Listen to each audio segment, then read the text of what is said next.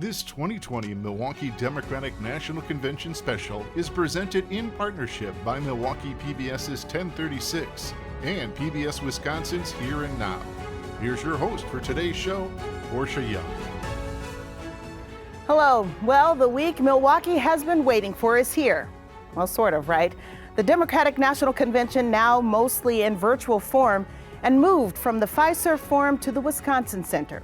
Of course, that has to do with the COVID-19 pandemic. That not only has changed the DNC, but our world.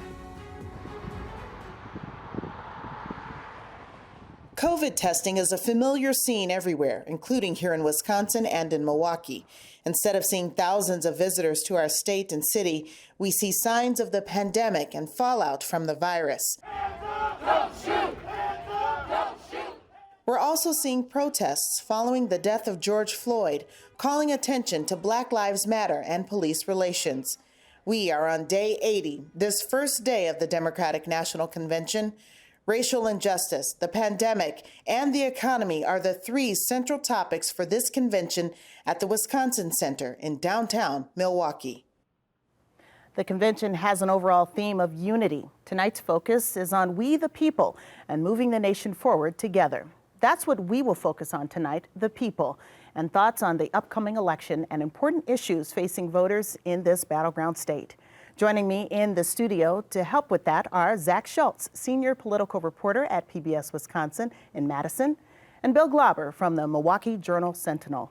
And in our other studio, for more social distancing reasons, is Angelina Mosher Salazar from WUWM 89.7, Milwaukee's NPR. Thank you all for being here. Okay, we're going to start with the DNC, and it's now mostly virtual format.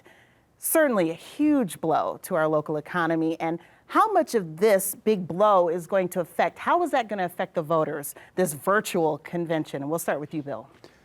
Is anybody going to watch? I think that's the big question. You know, people like drama, they like the unexpected, but this is a carefully scripted convention, so you don't know how much is going to be unexpected. You don't know what the viewership is. Democrats are trying to reach voters, so are Republicans. And Zac? What's interesting is what's going to happen outstate. We were wondering when this was going to be a normal convention. Would people in Eau Claire really care that this was happening in Milwaukee? Would they feel like it was in their backyards? And it's the same story now. Will people in Eau Claire and Milwaukee feel like this still is present in their state when it's not? Exactly. So, Angelina, how do you think that this virtual convention is affecting our younger voters and the involvement in this election? Portia, I think it's important that we frame large party national conventions for what they are, which are primarily pomp and circumstance events organized by the political elite for the political elite. Originally, the hope for the Democratic Party was that with 50,000 people descending on the city of Milwaukee, that young people would feel this need to be a part of such a large event, and that the Democratic Party could galvanize on the energy of young people and carry that energy forward to the general election. However, with a virtual event, I doubt that that energy is going to be there from young people. Well, with that, we are Battleground Wisconsin. Again, thoughts on how this might determine the outcome. President Trump is actually here in Wisconsin on this first day of the DNC. Zac, what do you think effect that'll have? Well, I think each candidate is doubling down on their message. Joe Biden is running on being safe, cautious, and any outbreak due to his presence here would be a failure in that message of we're going to look out for people's health. Where Donald Trump is running on, I'm ready to reopen. We're ready to put this past and just live with the virus. So him coming here is on brand for him in that I'm willing to reach out to you. He's sticking to what he's campaigning on. They both are sticking to their themes. Okay, Bill? Donald Trump has spent a lot of time campaigning in Wisconsin over the years. He really worked the state in 2016. He wants to work it again. The question for the Democrats, can they win without Joe Biden coming here? Because of the pandemic, he has not been here during this cycle. And that was a huge point of contention in 2016. Absolutely. When all the naysayers, everybody was saying, well, the nominee didn't even come to the state. And Republicans will remind you of that every day until and if Joe Biden comes to the state. All right, so let's get to Angelina. What are your thoughts on the impact of the Latino vote this time around? Yeah, for the first time ever, Latino voters are going to make up the largest minority voting bloc in the United States. And just to put that into perspective for you, every 30 seconds, a Latino turns 18 years old in this country and is eligible to vote. So for politicians who want to get elected, courting the Latino vote is becoming more increasingly important. Whether or not Joe Biden is going to be able to do that is it will still remain to be seen. And definitely, and it portends for the future for the Democratic Party and for the Republican Party as well. So thank you, Angelina. We're going to hear from you a bit later. So we remember it was March when Joe Biden announced his administration would reflect the diversity of the country and that he would pick a woman as his vice president. And now we know her name is Kamala Harris. Republicans criticized Joe Biden at the time, saying he was just playing politics. But Democrats say representation matters and that having a candidate who looks like you is a crucial step to engaging people. And Zach, there was a similar situation that played out right here in Wisconsin. That's right. It's a question of, is it identity politics or is it representation, a seat at the table? And that's the case where the governor in Wisconsin is an older white man and the lieutenant governor is a younger black man. And Tony Evers and Mandela Barnes told me it's part of what makes their relationship work.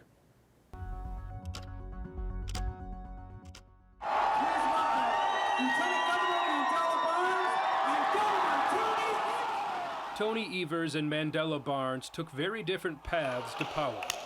Oh, Lord, thank you, Wisconsin. Evers spent the bulk of his life teaching and working in education, eventually being elected as Wisconsin's superintendent of schools. He says he never planned on running for governor. It wasn't any kind of brainstorm that happened when I lived back in Plymouth when I was 10 years old. In 2017, Evers had just won another term as state superintendent with nearly 70% of the vote. It was after I was reelected the last time as state superintendent. It became clear to me that under the previous governor that the ability to kind of connect the dots around issues that are facing the state. We need a bipartisan system to create. Despite his involvement in the politics of education, Evers never considered himself a political creature.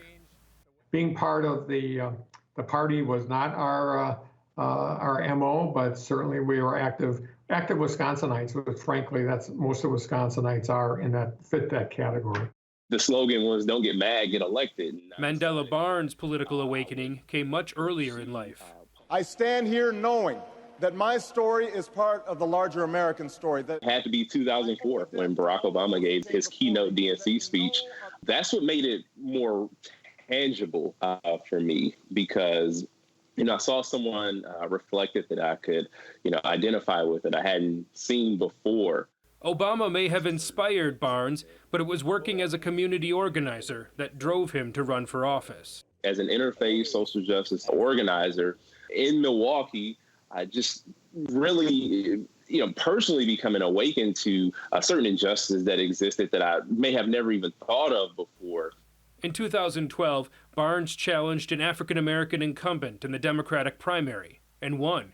He says he wasn't willing to wait his turn for an open seat. Why sit around and wait? I know a lot of folks who would be incredible, who would serve incredibly well in public office, but their turn hasn't come around. In 2016, Barnes challenged an African-American state senator and lost. Even though I challenged incumbents, the fight wasn't 100% with them. I think that a lot of the fight was out of frustration of what was going on in general.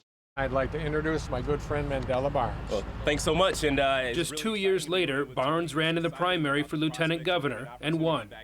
He says his path parallels what's happening in communities of color all over the country as they work to gain power and representation. Systems of injustice don't just solve themselves if left ignored. If people have been told to just, hey, just hold on a little bit longer, just hold on a little bit longer, at what point, do you expect people to continue to hold on without growing some sort of resentment or wanting to see things become better in their lives? For his part, Governor Evers welcomes that perspective. Representation is critical, and Lieutenant Governor Barnes is an absolute, he's such a good partner. First of all, he's a lot of fun to be with, but he's really smart. Right now, our perspectives are so different. We inform each other. They hope the partnership Wisconsin voted for in 2018 will be repeated again in 2020 with the Biden-Harris ticket. I feel strongly that our state is a bellwether state for this election because of those just basic values and issues that drive us and that we care about as a state. Well, let's get a little more perspective from Zac Schultz, who put that piece together. So we know in Wisconsin, it's like how it used to be at the top level at the United States, at the presidential level, where it's a shotgun wedding. You don't really get to pick your running mate as lieutenant governor and governor. So it's interesting that they call each other partners now.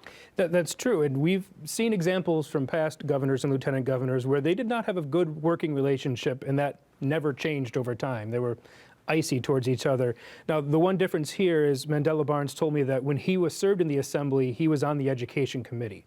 So when Tony Evers was superintendent, they got to know each other a little bit there, but it was them coming together on the trail where they formed a relationship coming from different perspectives, having to exchange ideas about what it means to represent different parts of the state and have different people look to you. Mm-hmm. And that's nice that they at least had familiarity with each other instead of just two strangers trying to make governing work. Do you think that matters in politics now, that you need that partner or that sounding board? Because you heard Joe Biden talking about that as they were going through the vetting process. He needed a partner. He kept saying that over and over again. And I think it depends on the individual, because from Joe Biden's perspective, he had that relationship with Barack Obama. And I think from all we've heard in reports is he was seeking something similar with his vice presidential candidate. All right, we'll see. It remains to be seen. Well, let's get to more politics, because the Marquette Law School poll has been tracking public opinion about the fall election as well as other relevant issues. Milwaukee PBS producer Raul Gavan spoke to poll director Charles Franklin about what the latest results seem to indicate. The shift from June to August is just 1 point among likely voters. It's a 2-point shift, tightening of the race with registered voters. But broadly, we've seen stability since the spring. In February, the race was tied. And then in March and May, Biden had 3-point leads and now has expanded those just a little bit in June and August. But the broad picture is one of pretty stable preferences. There was a question in your poll which was intriguing, particularly as it relates to all the discussions we've been hearing about absentee polling, mail-in voting, et cetera. There were some interesting findings in your August responses. Trump is winning the election day ballot 67-26. But Biden is leading the absentee ballot 81-14. So that is an enormous gap between election day and absentee if what people are saying they think they will do holds up. If there were problems with handling the absentee mail ballots, like delivery problems, then that would disproportionately affect Democrats. If the virus were to expand and explode into a major outbreak close to election day, that would hurt Republicans who are planning to go on election day. And then we are seeing strategizing by the parties about what's the best way to maximize the turnout for their party. And that's where the absentee, early in-person, or election day are the options that the parties and the voters will face. Any major surprises in your August numbers? I think there's maybe a bit of a surprise in that concern for COVID has gone up this month compared to last. The percentage of people who are very concerned about the virus or getting the virus jumped up by 8 percentage points between June and now. This is a period when there's been a major outbreak in the South and Southwest, Wisconsin cases have been rising, though not as sharply, and our death toll has not risen as sharply as it has in places like Arizona or Texas. But it is striking that we see this concern going up after it had dropped from March to May and dropped again from May to June. But now we're seeing it tick up again. All the results regarding presidential candidate approvals should be tempered because, for example, in 2016, a lot of the poll predictions didn't hold true, right? This is telling us where the race stands today and how people are seeing the issues like COVID, like opening schools, as of now. Certainly things change, and the polls in that sense are not a prediction of what happens on election day. The other is that historically, the shifts in the campaigns have often come after the party's nominating conventions. We're about to get to those nominating conventions, and they're very different this year. So they may not have the same bounce that candidates have often enjoyed coming out of conventions in the past. So fascinating to hear the results of the latest poll, and that really is the gold standard that we use here in Wisconsin. So, Bill, thoughts on what you heard? Well, I'm old enough to remember when Hillary Clinton had an 11-point lead in this state and ended up losing. It's a close race. It's a 5-point race. That seems to be what everybody believes, as well as the poll. It's all up for grabs. You know, there's snapshots, and the snapshot says it's marginal for Biden right now, but there's a long time to go. Anything that surprised you? I think, as Charles explained, the COVID number was surprising, but it is in line. That number is in line with what the Biden campaign is trying to do to make this a referendum on Donald Trump and also on his handling of the COVID-19 pandemic. Mm-hmm. Zach? When I spoke with Charles about his poll numbers, we really dove into the independents. And there's not that many in Wisconsin, but there are enough to swing an election when it's only decided by a point or two. And among those independents who don't lean one way or the other and are still undecided at this point, which is a very small percentage of the population, but they are there, they don't really like either candidate. The unfavorables are way high. So the question is, do they go third party, which wasn't an option yet on these polls that will be on future polls, or do they stay home? And that's a big question for this fall. And that was the key question in 2016, where the late breakers broke for Donald Trump. They broke for Donald Trump, and the third-party numbers were higher than we've ever seen. 6% in 2016. We unlikely to come anywhere near that this time around. All right, let's hear from Angelina. Angelina, your thoughts on what Charles Franklin had to say in his poll? I think Bill, hit it right on the dot, which is that in 2016, the polls were wrong, and we don't want to be too confident with the polls now in 2020. All right. So we did want to hear a bit more from voters, particularly in Milwaukee County, a traditionally heavy Democratic area. Milwaukee PBS producers headed out to some neighborhoods to talk porch politics. The November election is less than 3 months away, and regardless of who wins, this is a pivotal moment in the country. With all the chaotic changes we've seen in 2020, we wanted to hear from the people who have the final say, voters. So Milwaukee PBS producers went to 3 Milwaukee County neighborhoods to ask people who they're voting for and the issues they care about most. We started on Milwaukee's north side in the Sherman Park neighborhood, a dependable block of Democratic voters. And then we headed to the south side, to the Burnham Park neighborhood, another reliably blue district. And we finished in West Dallas, near the State Fair Park, where it's more of a purple mix. We saw yard signs of every flavor, and some masks we won't forget. Wisconsin was the tipping point state in 2016, so it's no wonder the Dems chose Milwaukee for the convention. So the big question remains. If you had to vote today, who would you vote for? Biden. Why? Democrat. Better than, anybody but Trump. I would vote for Biden. Yeah. Why? To get Trump out of office, just simply said. Definitely would be Biden. President Trump. Yeah. And why for President Trump? I feel like he hasn't necessarily followed the Republican way. Biden is my choice because Trump is just irritating and I just can't take what he's saying about the Black lives, about anything. it just drives me nuts. Joe Biden. Trump and Pence. Trump and Pence. And why that ticket? Well, I'm Republican is one thing, and I just think we need to keep things moving in a safe and controlled environment. Mm-hmm. Do I have to say it? We'd like you to. It won't be Trump. And why is that? I don't like him. He crooked. Obviously Biden. And are you excited about his candidacy? Let's just say he's the best out of a bad situation. Well, I'm hoping Trump wins. That's who I voted for the last election, and I'm hoping that's who wins this election. I'm a little scared if he doesn't win. Joe Biden. And why is that? Because Trump, he's no good. What issues are most important to you?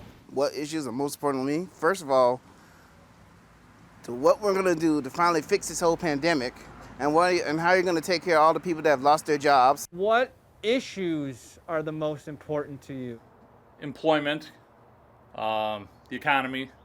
Or unemployment, right? The racism. I really hope that we can get past that.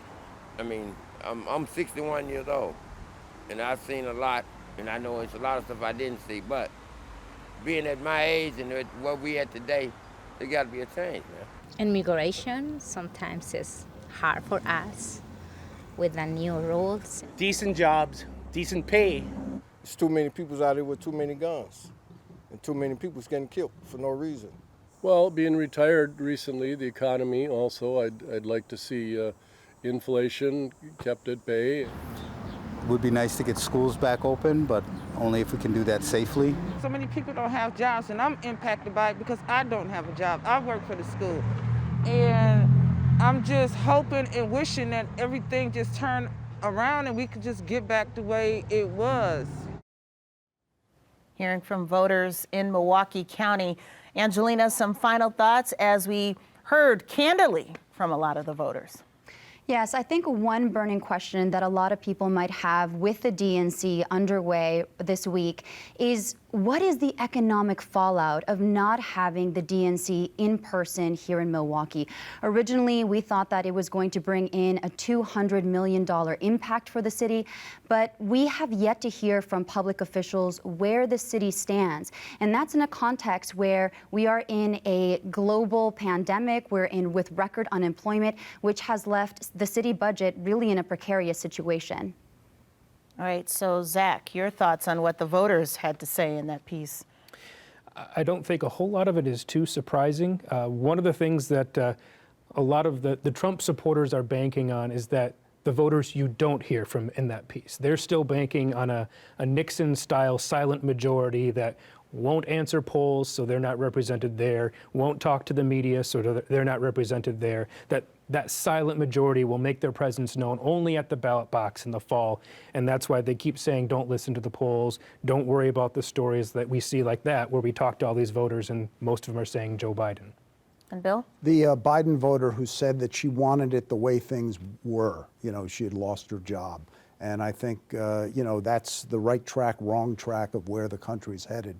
And a lot of people, because of the situation, think the country is on the wrong track and would like to get it back on the right track. Those numbers are historically high in different polling that's been put out.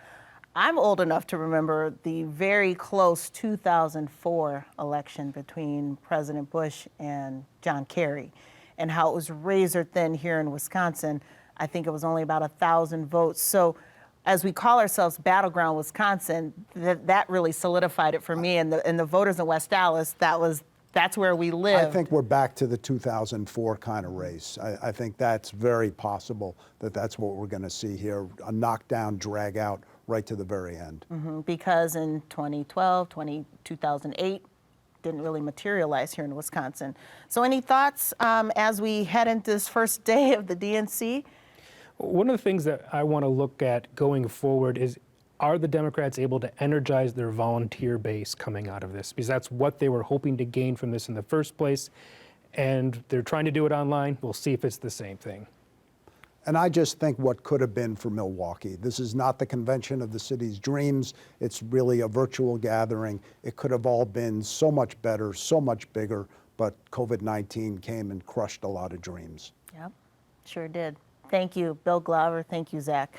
Okay, our coverage of the 2020 DNC Milwaukee continues Friday with our partners at PBS Wisconsin.